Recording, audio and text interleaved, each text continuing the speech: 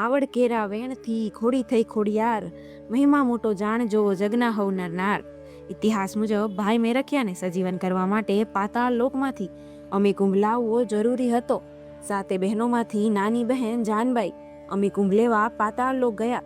આવવામાં થોડી વાર લાગી. મોટી બહેન આવડમાં વચનસિદ્ધ દેવ હતા. એમના મુખેથી અચાનક વાણી નીકળી.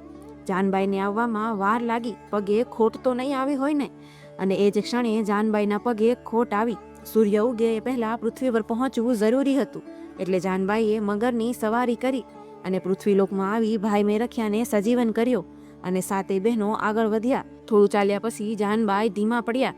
આવડમાએ પૂછ્યું તો જાનબાઈએ કહ્યું, બેન, તારી વાણીથી જ મારા પગે ખોટ પડી છે.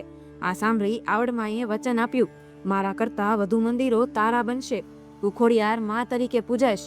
અને તે જ દિવસથી આપણે ખોડિયાર જયંતિ ઉજવીએ છીએ. આવા જ બીજા ધાર્મિક વિડીયો જોવા માટે અમારી ચેનલને સબસ્ક્રાઇબ કરો.